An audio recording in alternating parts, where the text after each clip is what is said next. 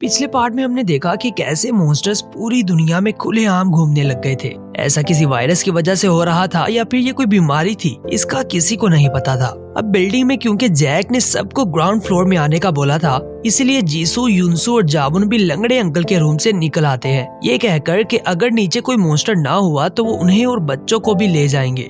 लेकिन अभी वो लोग एक फ्लोर ही नीचे उतरे थे कि युनसू पर किसी मॉन्स्टर ने अटैक कर दिया और वो 9th फ्लोर से सीधा ग्राउंड फ्लोर पर जा गिरा। लेकिन इतनी ऊपर से गिरने के बाद भी युनसू जिंदा बच निकला। असल में युनसू भी एक मॉन्स्टर में बदल रहा था, जिसके कारण इसके घाव बहुत जल्दी भर रहे थे। लेकिन किसी तरह युनसू ने अपने अंदर के मॉन्स्टर को काबू कर रखा था। बुढ़ा अंकल युनसू को मारना चाहता था क्योंकि वो एक मॉन्स्टर में बदल रहा था, लेकिन बिल्डिंग के बाकी लोग ऐसा नहीं चाहते थे। बुढ़ा अंकल सब पर चिल्ला ही रहा था कि इतने में इसकी नाक से भी खून बहने लगा और इसे भी युनसू के साथ रूम में लॉक कर दिया गया। इधर सीओ भी उस मकड़ी वाले मॉन्स्टर की कैद से छूटकर चिमनी में से होते हुए वापस आ चुकी थी। बिल्डिंग में बचे और कुछ लोग भी ग्राउंड फ्लोर में जाने लगे थे, जिनमें यूरी और सोल्जर अंकल भी शामिल था। यूरी सोल्जर अंकल की नर्स थी, लेकिन वो दोनों बाप बेटी की तरह रहते थे। दूसरी तरफ जब प्योंग ग्राउंड फ्लोर पर पहुंचा तो इसे वही शख्स दिखाई पड़ा जिसे इसने रूम में कैद कर रखा था।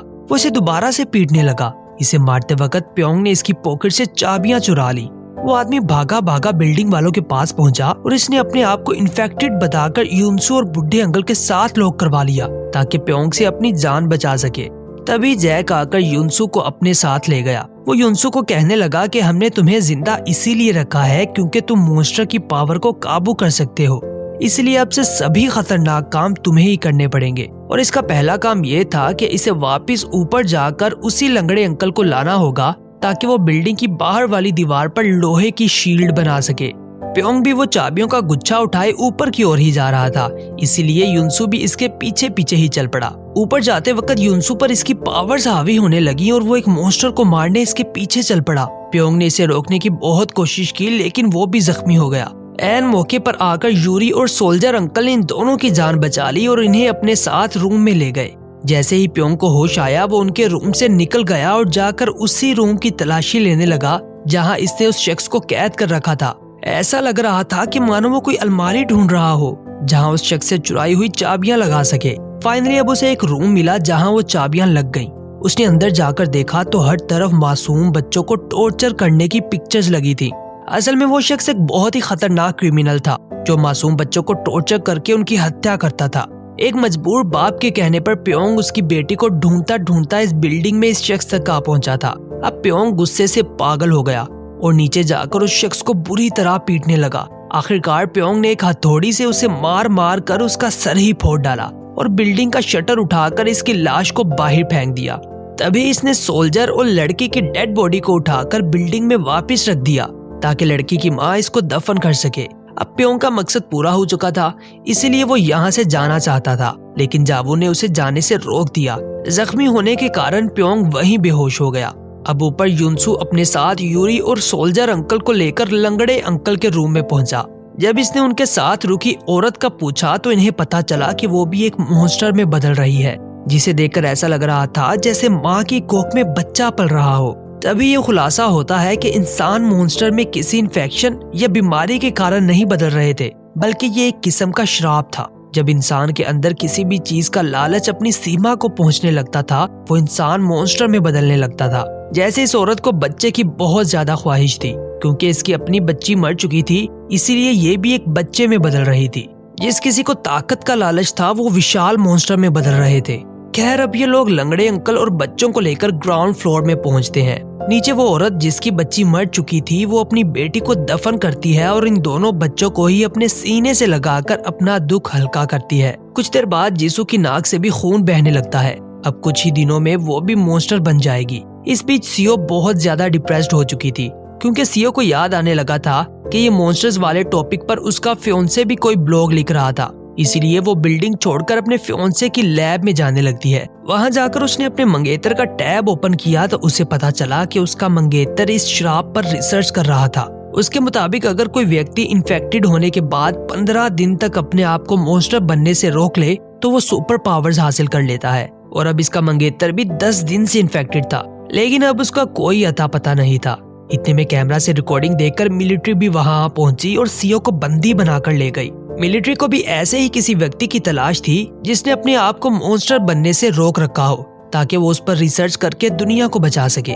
सीओ उन्हें युनसू के रिलेटेड बताती है, क्योंकि वो अकेला ही ऐसा शख्स था जिसने मॉन्स्टर बनने से अपने आप को रोक रखा था। दूसरी तरफ बिल्डिंग में बुढ़ा अंकल भी मॉन्स्टर में बदल चुका था, जिसके बदलने पर इसकी बीवी ने ना चाहते हुए भी अपने हाथों से अपने पति को मौत के घाट उतार दिया, क्योंकि मिलिट्री ने न्यूज में ये घोषित कर रखा था कि किसी भी शख्स के मॉन्स्टर बनने के बाद 1 घंटे के अंदर अंदर उसे आसानी से मारा जा सकता है, वरना उसके बाद उस मॉन्स्टर की पावर्स बहुत ज्यादा बढ़ जाएंगी। अब बिल्डिंग में सब लोगों ने एक रूटीन बना रखी थी कि दिन में सिर्फ 1 बार खाना मिलेगा, रोज सबका टेम्परेचर चेक करना होगा, सब लोग ग्रुप्स की शक्ल में घूमेंगे और जरूरत के सामान के लिए सिर्फ युनसू ही ऊपर जाएगा।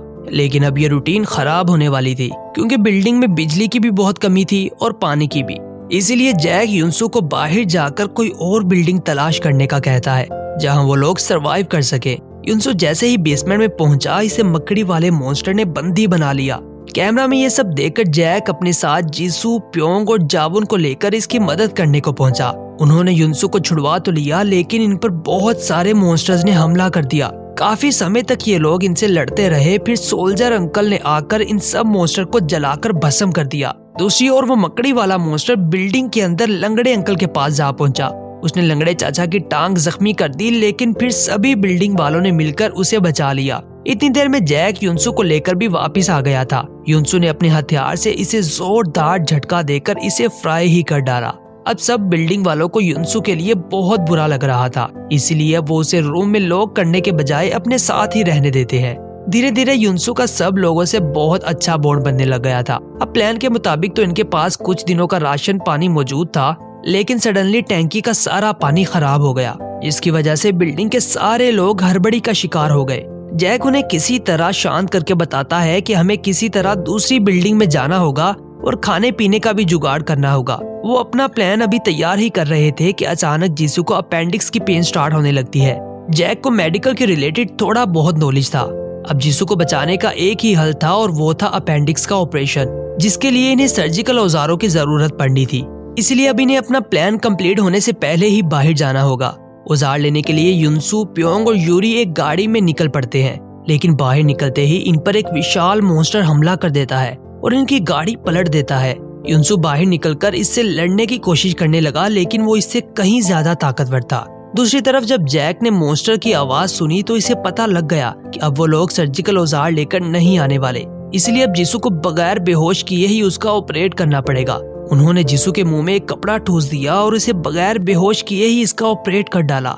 इधर वो मॉन्स्टर युनसू को मारने ही वाला था कि सोल्जर अंकल ने उस पर शराब की बोतल से बॉम्ब बनाकर हमला कर दिया, लेकिन वो मॉन्स्टर इतने से हमले से नहीं रुकने वाला था। अब इन दोनों की जान जाने ही वाली थी कि तभी सीओ एक फायर फाइटर की गाड़ी पर आकर मॉन्स्टर को जोर से टक्कर मारती है और गाड़ी से धकेलते हुए इसे एक खाई में गिरा देती है। इस बीच प्योंग ने गाड़ी के नीचे से यूरी को निकाल लिया था, इसीलिए वो अब वापस बिल्डिंग की ओर चल पड़ते हैं। सीओ युनसू को सारी बात बताती है कि मिलिट्री को अब उसकी तलाश है। थोड़ी देर बाद पता चलता है कि बुढ़ा अंकल जो पहले मॉन्स्टर बनकर मर गया था, अब उसकी बीवी भी इन्फेक्टेड है, इसीलिए उसे भी अलहदा रूम में लॉक कर दिया जाता है। सीओ इसे आकर कहने लगी कि तुम्हें सिर्फ 15 दिन अपने अंदर के राक्षस को काबू करना होगा, उसके बाद तुम में शक्ति तो आ जाएगी, लेकिन तुम मॉन्स्टर नहीं बनोगी। दूसरी तरफ कुछ सामान लेने के लिए प्योंग और युनसू ऊपर वाले फ्लोर पर गए थे, लेकिन अचानक कोई शख्स लिफ्ट के रास्ते ग्राउंड फ्लोर पर जाने लगा। वो बिल्डिंग का सिक्योरिटी गार्ड था, जो अब एक मॉन्स्टर बन चुका था। युनसू ने सिक्योरिटी अलार्म बजा दिया और सीढ़ियों के रास्ते नीचे जाने लगा। इधर जब मॉन्स्टर ऊपर पहुंचा तो एक औरत पर हमला करने लगा। अलार्म की आवाज सुनकर जावुन भी अपनी तलवार लेकर मॉन्स्टर को मारने जा पहुंचा। लड़ते लड़ते जावुन का एक बाजू ही जड़ से कट गया। तब तक सब लोग वहां आ चुके थे। जावुन मॉन्स्टर को लेकर लिफ्ट में चला गया और अपने आप को आग लगा ली। मॉन्स्टर तो मौत के घाट उतरा ही, साथ ही जावुन भी जान से मारा गया। अब सब लोग जावुन को दफन कर देते हैं। जीसू को भी तब तक होश आ चुका था। वो जावुन की मौत पर फूट फूट कर रोने लगी, क्योंकि वो दोनों एक दूसरे को पसंद करने लग गए थे। खैर अब कुछ समय बीतता है तो एक सोल्जर इनकी बिल्डिंग में घुस आता है, जो बहुत ज्यादा डरा पड़ा था। ऐसा लग रहा था मानो वो किसी से भाग रहा हो। कुछ देर बाद वो लोग मिलिट्री की एक गाड़ी को अपनी ओर आता देखते हैं, जो कि सीधा इनकी बिल्डिंग की दीवार को तोड़ते हुए अंदर आ घुसती है। गाड़ी में से मिलिट्री के बजाय कुछ गुंडे निकलते हैं। उन्होंने सोल्जर को पकड़ लिया, क्योंकि वो सोल्जर उन्हीं से बचकर छुप रहा था। ये लोग लोकल गुंडों की एक गैंग थी। जिन्होंने मिलिट्री के कुछ फौजियों को मारकर इनका असला और गाड़ी छीन ली थी। वो इस सोल्जर का अंगूठा काट कर एक ब्रीफकेस को खोलने की कोशिश करते हैं, जो कि बहुत ज्यादा अहम लग रहा था। ब्रीफकेस ना खुलने पर इन्होंने उस सोल्जर को जान से मार दिया और सभी बिल्डिंग वालों को बंदी बना लिया। लेकिन प्योंग, सियो और एक बच्चा इनकी कैद से आजाद बिल्डिंग में घूम रहे थे। सियो ने चुपके से इनकी गाड़ी से वो ब्रीफकेस चुरा लिया और प्योंग के साथ मिलकर बारी बारी इनके आदमियों को मारने लग गई। इन्हें छोटा बच्चा भी मिल गया जो डर के मारे चिमनी में छुपा बैठा था। वहाँ चिमनी में एक मॉन्स्टर भी था। सियो इसे मारने ही वाली थी, लेकिन बच्चा बोलने लगा कि इस मॉन्स्टर ने मेरी जान बचाई है। असल में वो एक अच्छा मॉन्स्टर था, इसीलिए इन्होंने उसे जाने दिया। अब गैंग के कुछ आदमी अपने लीडर को उस औरत का बताते हैं जिसे इन्होंने लॉक कर रखा था। उनका लीडर जाकर उस आंटी को भी मार डालता है। जब उनके पास वापस आया तो पीछे से वो औरत दोबारा से जिंदा होकर एक मॉन्स्टर बनकर आ गई और बिल्डिंग वालों पर हमला करने लगी, जिसकी वजह से ना चाहते हुए भी युनसु को उसे मारना पड़ा। गैंग के लीडर ने उस औरत को जला दिया और युनसु को मारने के लिए छत पर ले गया, क्योंकि उसे पता लग चुका था कि युनसु के पास भी अब स्पेशल पावर्स हैं। वो लोग युनसु को मार ही रहे थे कि इतने में इनकी ही गैंग के एक शख्स ने, जिसका नाम किम था, अपने लीडर को जान से मार दिया, क्योंकि ये भी स्पेशल पावर्स वाला इंसान था जो इनके साथ सिर्फ जासूसी के लिए रुका था। तभी हेलीकॉप्टर से मिलिट्री पर्चे फेंकती है, जिसमें लिखा था कि जो भी स्पेशल पावर्स वाले इंसान की खबर देगा उसे मिलिट्री प्रोटेक्शन और रहने के लिए घर दिया जाएगा। नीचे भी सीओ ने बाकी गुंडों को मारकर बिल्डिंग वालों को आजाद करवा लिया था।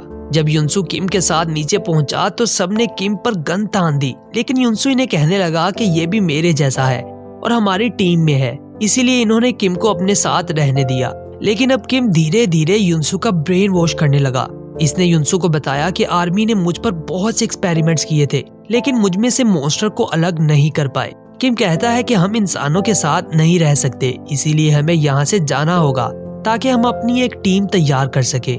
लेकिन युनसु उसे मना कर देता है। लेकिन कुछ देर बाद युनसु देखता है कि जिस मॉन्स्टर ने बच्चे की जान बचाई थी, सब लोगों ने मिलकर उसे भी जलाकर मार दिया। ये सब देखकर युनसु यहाँ से जाने का फैसला कर लेता है। इधर सोल्जर अंकल कब्रों के पास खुदाई कर रहा था, क्योंकि इसका मानना था कि इस बिल्डिंग के नीचे कोई खुफिया सुरंग है। यूरी इसके पास खड़ी थी। अचानक यूरी बेहोश हो गई, क्योंकि इसे अस्थमा था और इसका इनहेलर भी खत्म हो चुका था। प्योंग इसे कंधे पर उठाए बाहर लेकर भागने लगा, लेकिन किम ने इन्हें अपनी पावर से जोर से पटक दिया। तभी युनसु वहाँ पहुँचा। उसने किम को बोला कि इन्हें जाने दो, वैसे भी हम यहाँ से जाने ही वाले हैं। वो लोग अभी गाड़ी के पास भी नहीं पहुँचे थे कि किम ने प्योंग और यूरी पर फायरिंग कर दी और बिल्डिंग के बाकी लोगों पर भी फायर करना स्टार्ट कर दिए। युनसु और सीओ इससे लड़ने लगे, लेकिन इस पर फायरिंग का जरा भी असर नहीं हो रहा था। इस बीच युनसु भी बहुत ज्यादा घायल हो गया। अचानक युनसु की सारी बॉडी से अजीब से कांटे निकलने लगे और इसका एक हाथ कांटों के पर का बन गया, मानो वो किसी मॉन्स्टर में बदल चुका हो। युनसु ने किम का एक ही झटके में नामो निशान खत्म कर दिया। बाकी सब लोग युनसु से डरे हुए खड़े थे। तभी लंगड़े अंकल ने आकर युनसु को गले लगाकर शांत करने की कोशिश की। युनसु अपनी असली रूप में वापस तो आ गया, लेकिन इस बीच लंगड़ा अंकल मारा गया। युनसु जब होश में आया तो इसे कुछ भी याद नहीं था, बस वो लंगड़े अंकल को देखकर रोता हुआ अंदर चला गया। सीओ जैक को बता रही थी कि जब उसे मिलिट्री ने बंदी बनाया था तो उसे एक ट्रैकिंग डिवाइस भी दी थी, जिसे प्रेस करने से मिलिट्री को उसकी लोकेशन का पता लग जाएगा। लेकिन उसने वो अभी तक प्रेस नहीं की, क्योंकि इन हालात में मिलिट्री पर भी भरोसा नहीं किया जा सकता। ये सब बातें बिल्डिंग का एक लड़का भी सुन रहा था। उसने चुपके से वो डिवाइस चुराकर उसे ऑन कर दिया। अगले दिन बच्चे सोल्जर अंकल को उठाने की कोशिश करने लगे, लेकिन वो नहीं उठे। सीओ ने देखा तो वो नींद में ही मर चुके थे, क्योंकि उन्हें काफी समय से कैंसर था। जब वो उन्हें दफनाने पहुंचे तो उन्हें उस जगह एक टनल दिखाई पड़ी, जिसे सोल्जर अंकल ढूंढने की कोशिश कर रहे थे। इतने में मिलिट्री ने उन्हें घेर लिया और बिल्डिंग पर फायरिंग करने लगी। इसीलिए अब सब लोग टनल के थ्रू आगे जाने लगे। लेकिन युनसु उन सबकी जान बचाने के लिए चुपके से मिलिट्री के पास चला गया।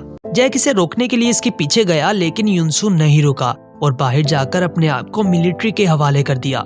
सारी बिल्डिंग तब तक टूटने लग गई थी और अब जैक भी वहाँ फंस चुका था। इसकी नाक से भी अब खून बहने लग गया था। बाकी सब लोग टनल के थ्रू दूसरे रास्ते से बाहर निकल गए, लेकिन वहाँ भी मिलिट्री ट्रैकिंग डिवाइस को ट्रैक करते करते आ पहुंची। उन्होंने सब लोगों को एक ट्रक में बिठा दिया ताकि उन्हें सेफ जगह लेकर जा सके, और सीओ को अपने साथ ये कहकर शामिल कर लिया कि अगर उसने इनका साथ दिया तो वो इसे इसके फियांसे के रिलेटेड सारी इन्फॉर्मेशन दे देंगे। इधर युनसु को जब मिलिट्री की गाड़ी में होश आया तो इसे प्योंग ड्राइव कर रहा था। और इसके चेहरे पर अब जलने का निशान भी नहीं था, जिसके साथ ही इस सीजन का अंत हो जाता है। अब क्या प्योंग भेस बदलकर इनकी जासूसी कर रहा था? क्या जैक की मॉन्स्टर बनकर जान बच चुकी होगी? और बिल्डिंग में मौजूद उस कोक में पलने वाले मॉन्स्टर का सीजन 2 में क्या किरदार होगा, जानेंगे अगले एपिसोड में। तब तक के लिए गुड बाय।